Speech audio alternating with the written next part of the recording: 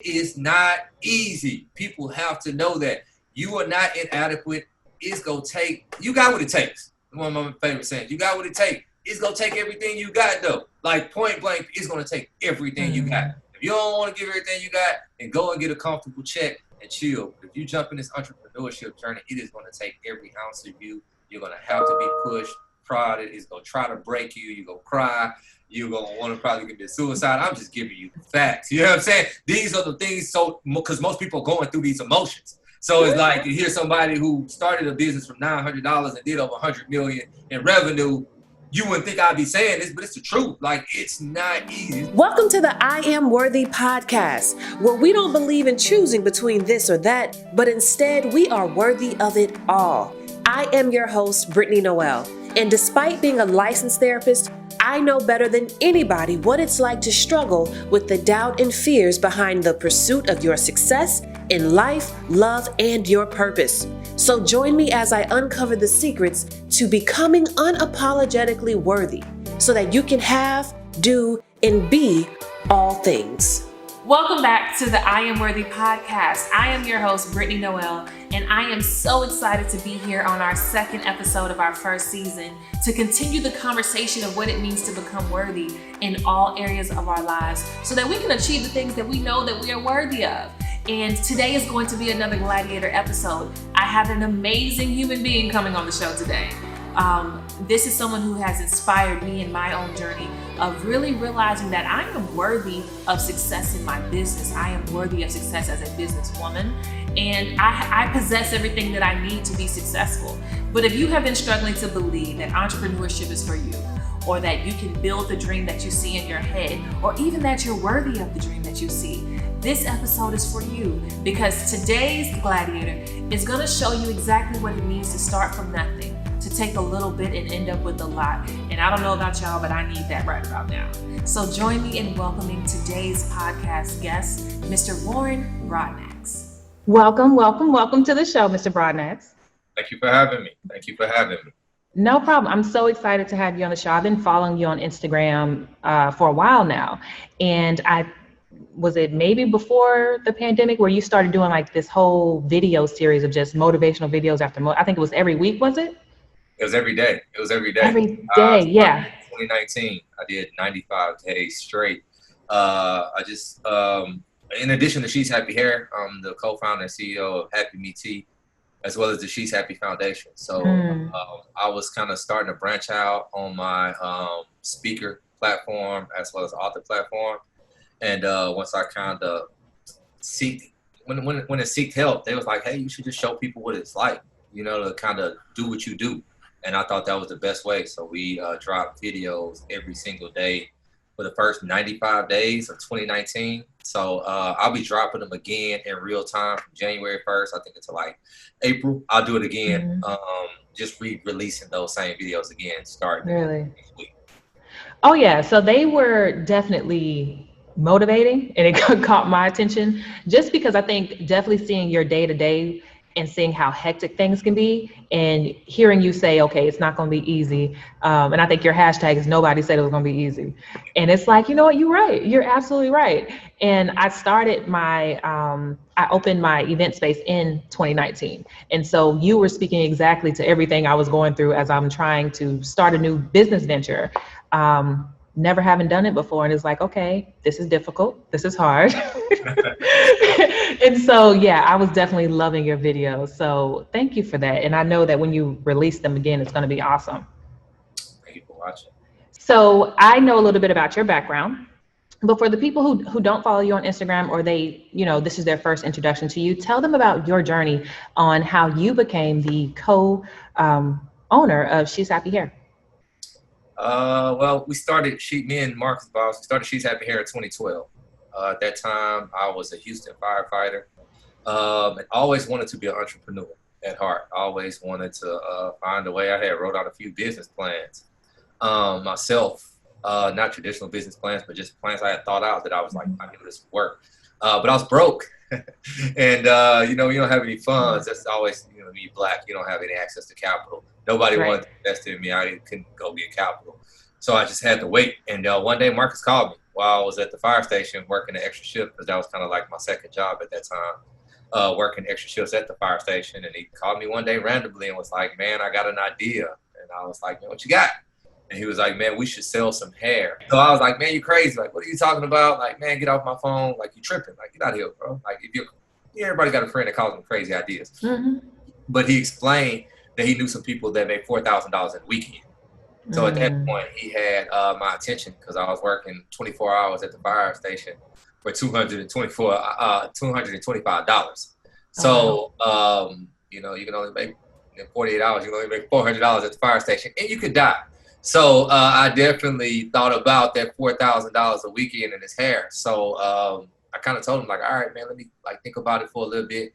And immediately I kind of seized that as an opportunity. Like, all right, man, maybe this is my way to kind of jump into entrepreneurship. So from that day forward, I kind of made it up in my mind that, like, man, I work for myself. Like, I always wanted to work for myself. I didn't know how it was going to come. Like, I work for myself. So I got up, and I no longer went to the station. I would go to beauty salons, and I would just hold the stylists at the salons and ask them questions, because I knew nothing about hair. And I just knew, I didn't know. I was going with the mindset of, like, if a woman walks into a barbershop, you know, we gonna talk to y'all all day long. Right, yeah. A male-dominated environment. So I was like, man, hopefully as a man, if I walk into a beauty salon, I'm welcome as well. And I was. So I would just spend hours upon hours asking questions about the price and the textures, the complaints, what's normal, until I kind of wore out my welcome, under the false pretense that I was purchasing hair for my sister. And I never did, though. So once I seen, like, I was frustrating the women, I would just walk out like, that's a little bit too much for me. I'll send her in here. And I would do that 2-3 times a day until, like, 3 weeks later, me and Marcus matched up, and we invested about $900 into the World Wide Web, got some hair back, and we just started selling it out the trunk of our cars. I would go to those same salons with a Nike duffel bag. Right. From the motivation of Baby Boy. Anybody ever watched Baby Boy? That was like my motivation. I didn't have cable at the time. Yeah, so that's the visual I have of y'all. Yeah, that was it. I didn't have the dresses, but I had the hair. So that was my motivation and inspiration. So that's kind of how we started, you know, in 2012 now to, was it 2021 almost? Right. We have 6 locations across the United States. I mean, it's an American dream story, honestly, you know, and Happy Me Tea, we started out of the garage of my house with Happy Me Tea. Me and my wife did. So again, when we first started the t-shirt company, we didn't even know how to make a t-shirt. Right. We had to go take the classes and everything, and it's self-funded as well, just like She's Happy. And we started that in 2014. So just everything straight out the mud, just like it's entrepreneurship at its lowest level. But we have been able to attain some pretty good success thus far. Absolutely. And you guys just recently got She's Happy Hair Day. Yeah. Last year. October 1st. It's National Hair Day in America, but in the city of Houston, it is She's Happy Hair Day. Shout out to Mayor Turner. And that's for all of our give backs. It's not that we selling that many bundles, even though we try to. Right. Think about She's Happy and kind of how we launched the foundation is we've always been obligated to give back to the community. So we've been in business 8 years. We got over 7 years of give backs, whether it's back to school give backs. You know, usually it's Christmas time. Usually we give toys back to kids. I'm preparing for a big give back tomorrow. So yeah. Okay. What do you think it is about the journey that is the most trying part that we should be preparing ourselves for, just as excited as you are about the end product and the end goal, that we've got to get excited about what's the middle part of achieving it? The hardest part is just pacing yourself, right? Not even pace, just being, I don't want to use the word content, but you got to kind of use the word content a bit. You just got to be content where you're at, like, because it's always going to be a journey. Like, it's been points where I was like, I want to make $1 million in business, and we made it, right? And it's like, I want to make 10 million, right? So it's always going to be a journey. You're always going to be pushing the finish line further and further. So with that being understood, you have to be comfortable being comfortable in the present, like being comfortable in the work that you're doing right now and have confidence in that, you know, because it's a journey. So it's wherever your goal is always really, really far. The closer you get to it, the bigger you're gonna make that goal, right? So you Yes. gotta be comfortable in the work. Like, you know what, I'm not where I want to be, but I know with what I'm doing and the effort I'm putting in that I'm gonna get there. And Right. that's the hardest part, because we'll forget. I know me personally, I've went through times where I'm always pushing for the future, and I'm hard on myself extremely. So I won't allow myself to enjoy the fruits of today. And I'll look back like on those times when I'm looking at photos when I was going through things, and it's like, man, that was the best time of my life.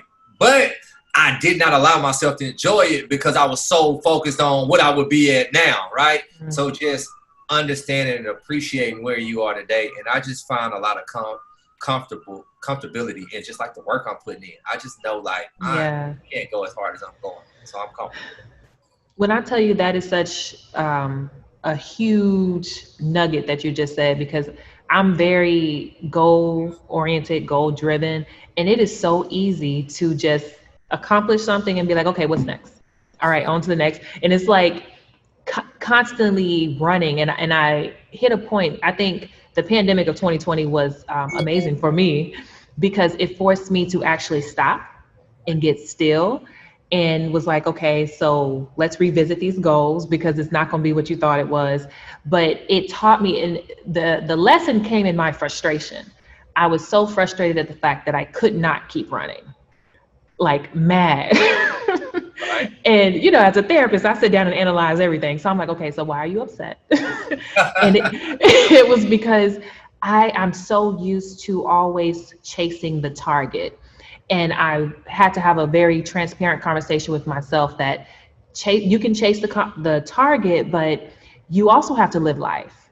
And, you know, I think I ain't gonna say I take for granted my age and that I'm young, and I'm like, okay, well, I'll have more time to, you know, be with my nephews or take, you know, the vacation or do these other things that I keep putting off, the things that could bring me joy in the moment because I'm chasing this bigger joy that I want. Right. No, you gotta enjoy yourself. Like, you gotta find ways to kind of do it. I'm the same way. Like, I don't deserve it because I'm on a grind. I ain't got time to kind of get off the grind. But like, you gotta treat yourself. You know, you only get one time around with this thing called life, you know, and those years will pass by. And that's what I learned just looking at the photos. Like, when I was in that mindset, when I just wasn't happy and I wasn't getting it, but I was getting it to everybody else. I was getting it to my old standards, but I wasn't where I wanted to be. So it's like, you got to appreciate where you at because it's a marathon. Like, you got to appreciate that journey. And how do you balance staying motivated? Because that's another thing that is difficult for a lot of people, where outside looking in, everybody's like, okay, you the man, you done made it, you know, everybody looks up to you. But in your standard, you're like, I'm still trying to get to a certain place. How do you balance that? I'm naturally like a motivated person, right? So that's why I kind of give out so much energy to that on social media. Like, even before business, I've always been like the friend that's like pumping us up, you know, back even if it was on going to the club, like, hey, we're gonna go to the club. Like, that's me. Like, hey, I'm always excited. Everything. And it's right. And I'm always also a person like, you know, back in the day, it kind of be, you know, before affirmations came, I guess, big to me. Back in the day when you were growing up, like, people were like, man, you talk to yourself? Because I used to always motivate myself, like, man, you got to get up, we got to get it. Even when I didn't have it, and I come from being broke. So broke, you ain't got nothing but your own self-talk. I've always been able to inspire myself and push myself. So innately, I had that already because I like to reflect and kind of push myself. Outside of that, I read books. I read a lot of motivational books. You know, like I got one in front of me right now, like my daily reader. My John Maxwell daily reader, like, it's only like a page a day that I read a day. That you can't see it, but it's a page a day. But it may take a minute, but it'll kind of put everything in perspective and keep me motivated. Like, whatever I'm going through, that reading for that day, that one page will kind of put it in perspective, and it'll keep me motivated. That, social media, podcast, but books for sure always help me when I'm like in a rut, when I work myself to death. If I can sit down and read a chapter of the right book, I'm right back on my grind. Right. And so it's really just about being intentional. For sure. About it. Sure. What's your go-to affirmation? I don't know if I got one. My main sayings are like, you already know, like nobody said it'd be easy. I say that all day long because you gotta, because it's tough. It's just tough. Like it It's ain't no way to hard. put it. You know, and Mhm. social media got this entrepreneurship game throwed off to where people think it's like whatever those filtered photos look like, and it's just straight tough. It's not. So Yeah. nobody said it'd be easy. It's one of my major ones, and then I've been saying the marathon continues. Straight from Nipsey. I've listened to Mhm. the Nipsey the whole time of my whole process of going through She's Happy Hair. That was the only person I really listened to as far as music, Okay. because it was like it's a marathon. So I always knew as I was going through every step, like I just got to keep. And the marathon's a 26-mile race. If I just keep putting one foot in front of another, I'm gonna finish this thing. Yeah. So that's been my main. So the marathon continues, and nobody said it would be easy. With the understanding of like, it's not going to be easy, but it's possible. So like, I'm not expecting it to be easy. I'm just expecting it to be possible. So anytime it gets tough, I'm like, man, nobody said it'd be easy, and I just try to run through it. But it's possible. Right. I love that. And I think that that's something that gives people hope, is understanding that whatever it is that you're achieving or hoping to see happen, that it's possible. And the minute you lose sight of that possibility, you lose the faith that it can actually happen for you. And so this is why I like to feature people like yourself who, it wasn't given to you, it wasn't handed to you. Like, it's very clear that you had to build it from ground up. Because that's the reality for a lot of people. That's my reality. That's the reality for a lot of first generation college, graduates and entrepreneurs who are trying to do something that that's never been demonstrated for them. And the whole concept of I am worthy, and why we even have these conversations, is because when you don't have that point of reference, for a lot of people, it's hard to believe, can it happen for me? Right. It'll happen for everybody else, because he's gifted and he's smart and they did this, but is it possible for me? So your story is one that really demonstrates that, if he could do it. Right. Right. That's why I went public. Like, when She's Happy first started, nobody knew who I was for a long time. I stayed, everybody knew who She's Happy was, at least in Houston, in our main markets, but nobody knew who I was. And it was by design. But I was like, man, I want to inspire people, and show them that it's possible, because it's those self-talks. Like, I always knew I'd make it, right? Like, I ain't cocky, Did you? like, yeah, I mean, because I even in my lowest, like, I knew I was going to be all right. Like, I knew, like, I'm gonna figure it out. Like, even when I used to sell hair and out the trunk of my car, and my car used to run hot. I remember days like I used to be selling to my customers, like right, I can still see from my office right here at like a Exxon on Bissonnette. And I remember meeting a stylist and making like $75, and my car running hot that summer. She was like seeing my engine smoke. She was like, "You gonna be all right?" I'm like, "Yeah, I'm good. Go ahead and take it easy." And this was a normal thing. And I was like in the Exxon, like, putting the ice on my hood and all that, sitting in the car, hot, just counting my little $75. And I was like, man, I'm going to tell this story one day. I never doubted myself. So I think one of my favorite quotes is, I think it's Henry Ford. It's like, whether you say you can or you can't, you're right. So you got to say that you can. And the minute you say you can't, then you're kind of out the game. And like, don't ever put yourself out the game, ever. Tell me, what would you say was in this journey for you? What would you say was a major setback or a major failure that you experienced, that took the wind out of you? How did you come back from it? So many. so many? Probably, we have theft a lot. So in so many different forms, we deal with a high end commodity. She's Happy Hair. So, we've been broken into, and lost hundreds of thousands in a night, just stolen. We've had people internally who I brought on, stolen more money than I've ever made in my life from us. Being sued by certain people that you only had the best intentions for, and watching the malice that they come at you with, and not even that, because I guess that's a part of the game too. I expected, but the legal foes of going through all of that, then everything else in business is already tough. So when you got somebody suing you, trying to steal everything, like, it's just even tougher. So you just continue to dig deep though. Like, you gotta know you built for it, and that's kind of like my mindset. It's like, I'm built for whatever. Like, that's just my mindset. Like, I was raised from a single black mother who raised 2 kids by herself and off of working at a daycare center. You know what I'm saying? So Right. they ain't break her. Like, you ain't go build nothing that ain't just go break Warren if you didn't break Rose, my mom. And that's just my mentality. Like, when I watched my mom struggle and do what she had to do, and our lights got cut off every now and then, and she thugged it out and bounced back and cried and went to work the next morning. I don't care what come my way. Like, I'm gonna run through that shit. I'm sorry for cussing, but yeah, I'm gonna run through it, and that's just how I feel. Like, you gotta be built that tough, and you gotta at least think you are. And Right. I'm a veteran in the military, so that's one thing the Navy taught me too. They put you in a lot of situations where you just would wonder if you would make it. Even training for the fire department, they put you in a situation where you probably think you can't get out of a situation, and the minute you kind of nut up and I can't, like, you won't. But if you just stay calm and keep figuring it out and stay calm and composed, you gonna always figure it out. So again, everything is like a mental game. Absolutely. Very true. I've always said if you just wait long enough, if you wait long enough and you know, worst case scenario, because a lot of times it's like you said, when we get our backs up against the wall, the first inclination is to just start grabbing at whatever, trying to do something. And typically we create more damage when we do that emotional, reaction instead of just sitting still and waiting. And that's hard.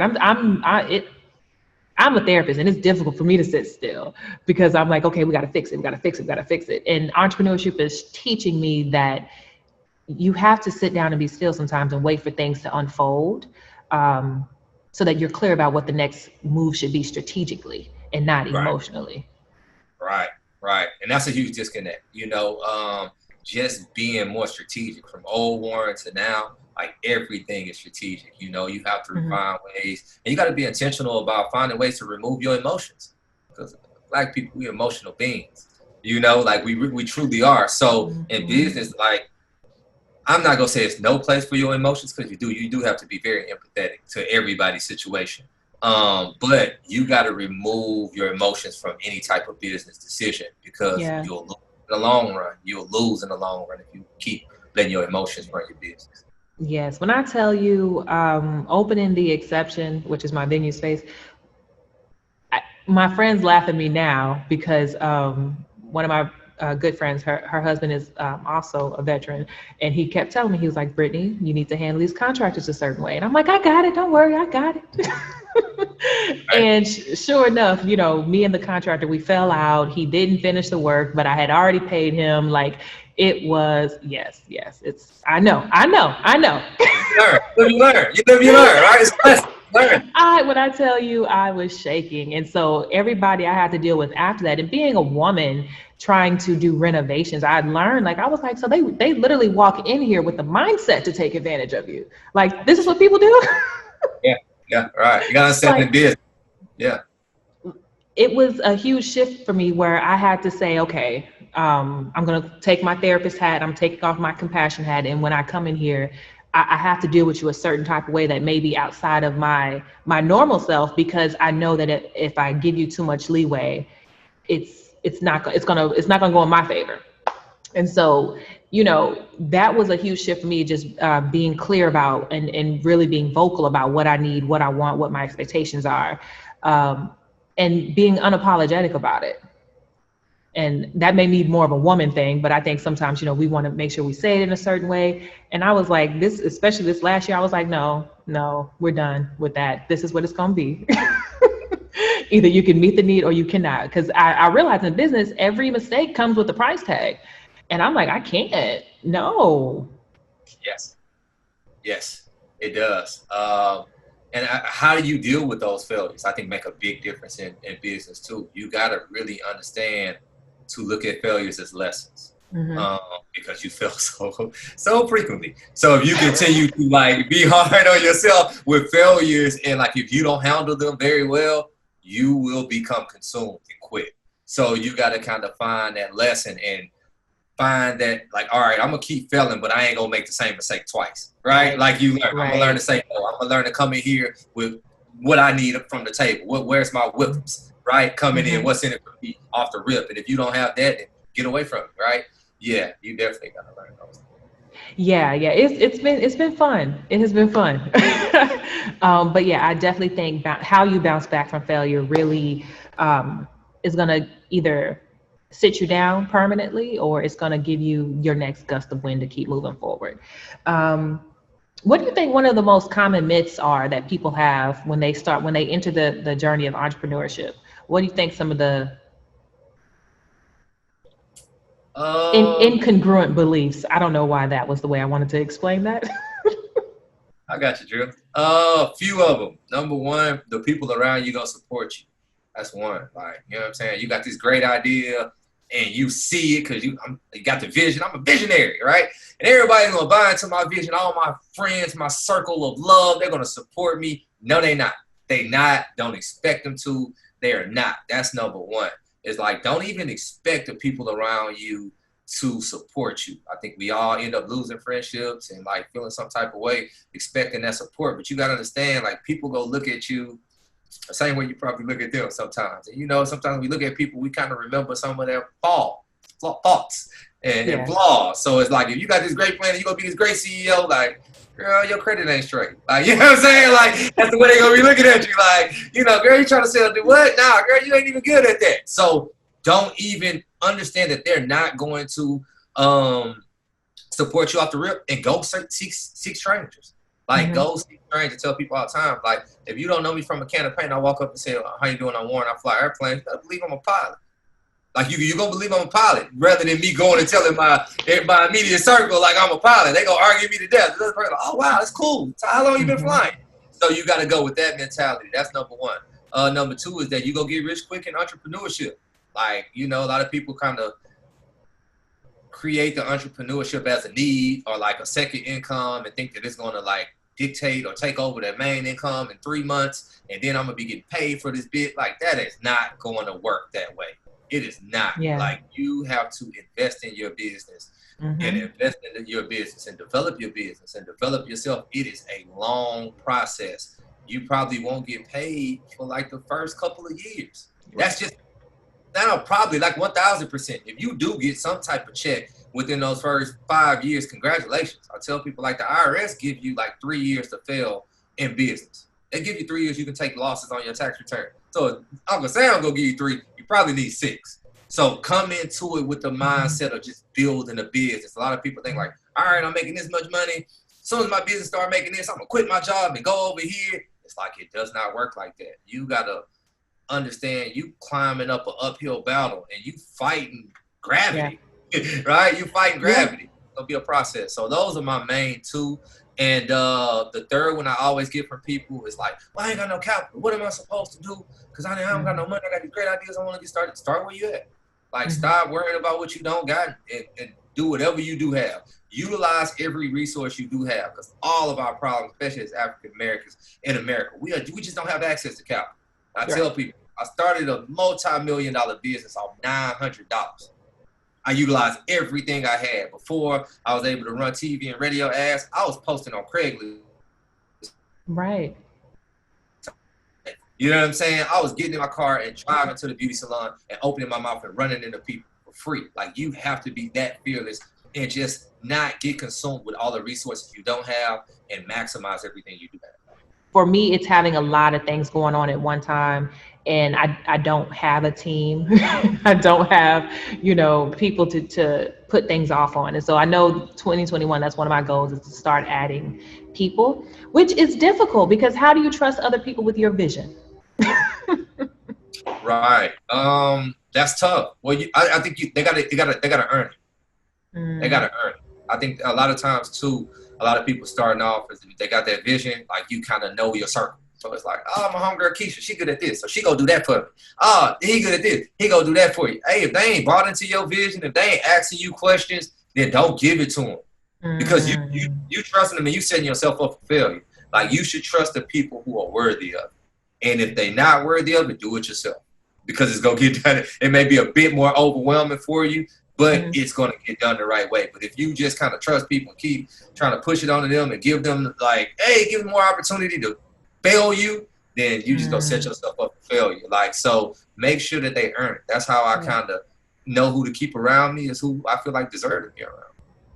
Do you have any New Year advice for people, whether it's related to entrepreneurship or just, how to weather coming out of, well, we're still in it, but coming out of 2020, and all of the struggles and everything that people may have experienced this year. Nothing enlightening. Keep thugging it. You know, it's not gonna be easy, right? Like it's not gonna be easy. So I don't like try to set like a peachy future, like it's gonna be, you know what I'm saying? Because it's not. Like you don't know what is going to come. Just be prepared for it. If I got anything for anybody move forward, don't fold. Never fold. Like whatever comes your way. Like just know, like I am not going to break. Point blank. Period. Welcome all challenges. Like I think we all thought 2020, just because 2020 sounded like a cool year, right? 2020, right? 2020 vision. Yeah, right. Everybody's vision board was off the chain for this year. How much of that stuff got done? How many of the vacations happened? How many of those new, obstacles happened? But you made it through, right? So if anything, reflect on all the failures and the tough times that you went through with 2020 and know if you made it through that, then 2021 should be a fucking breeze. Because 2020 was no joke. So if you made it through that, that's a milestone. Take those strengths and use that to power you through whatever 2021 brings your way. Absolutely. I concur to all of that. Where can the people find you online? Instagram, Warren Broadnax, WarrenBroadnax, on everything, social media, Facebook, Clubhouse. Everybody on Clubhouse right now. I'm not talking on Clubhouse right now. I'm just listening. And I'm not listening a lot because a lot of people don't know what they're talking about on Clubhouse. Everybody's just on that joint trying to just run their mouth. So I know. Okay, go ahead. yeah. But, I'm sorry about my Clubhouse rant. But LinkedIn, everything is just my name. It's just straight my name, Warren Broadnax. Thank you so much, Mr. Broadnax. It's only been, a whole year that I've been trying to get this interview. But I know you're super, super busy. It's been a while. Appreciate your persistence. Look, oh yeah, I definitely don't think it was. I know that you're busy, and I'm like, if anything, I am persistent. I am persistent. One of my affirmations, I don't believe in the word no. So until you say absolutely not, I'll be like, hey, so next month, whenever you're free. Next month. I was like, hey, forget next month. Let's just figure out something this week, like because it's I'm so chaotic. It's like let's just figure it out this week and knock it out. So no, thank you for having me. Thank you for staying consistent. Thank you for bringing this energy. I think everybody needs it. People need to hear how tough it truly is. Again, easy to look at people Instagram when they post their nice stuff and post like, oh, my business is doing good. When in essence, I don't know nobody who really win. I don't. Everybody I know struggle. Honestly. And if I've even reached the point to where I just got tired of seeing it's great, it's grand, I made this much in my business, and I'm just like, that's not everybody's story. Like that is not everybody's story. And it's more to it than that. But it's like for the people who, they just have that information coming at them, it starts to make them feel inadequate. Like, okay, well, I must be doing something wrong. And I'm like, no, they're just not showing you the full story of what happened, and how it happened. Or they're lying, yeah. Or they're lying. Usually, if it's a quick get rich quick scheme, or I made $900,000 and right after that it's gonna be like, let me tell you how, $49.99. That's the hustle. Like everybody I know who getting it got it out the mud. Everybody I know who getting it been like on the grind is terrible for them. And when we talk to each other, the most successful people I talk to, we talk about struggle. Point blank, Peter, we talk about our hard times and the current hard times and how like we're gonna fight through it. It is not easy. People have to know that you are not inadequate. It's gonna take, you got what it takes. One of my favorite sayings, you got what it takes. It's gonna take everything you got though. Like point blank, it's gonna take everything you got. If you don't wanna give everything you got, then go and get a comfortable check and chill. But if you jump in this entrepreneurship journey, it is gonna take every ounce of you. You're gonna have to be pushed, prodded. It's gonna try to break you. You're gonna cry. You're going to want to probably commit suicide. I'm just giving you the facts. You know what I'm saying? These are the things, so because most people are going through these emotions. So it's like to hear somebody who started a business from $900 and did over $100 million in revenue, you wouldn't think I'd be saying this, but it's the truth. Like, it's not easy. It's not easy today, tomorrow, next week, last week. You just got to be tougher than the times. And like one of my sayings, I've been hearing a lot as well. It's like, this too shall pass. You got to have that mindset, like, this too shall pass. When it's tough and you just want to break, you got to really humble yourself, meditate, and be like, this too shall pass. You'll be all right. Absolutely. Yeah, I agree with all that. Well, thank you so much for coming on the show. I Am Worthy. I know that a lot of people have gotten value out of this. I have gotten value out of it. And yeah, I appreciate you, because I know that you are super busy. You have a lot going on. So taking the time to pour into other people who are trying to use, the time that we have to better ourselves, it is greatly appreciated. That was another episode of the I Am Worthy podcast. If you like what you heard, please comment below and tell me how this content is helping you. Make sure that you like, share, and subscribe to our YouTube channel. I am so happy to be with you on this journey as we are all becoming more of ourselves in every area of our lives. Until our next episode, I will catch you guys later.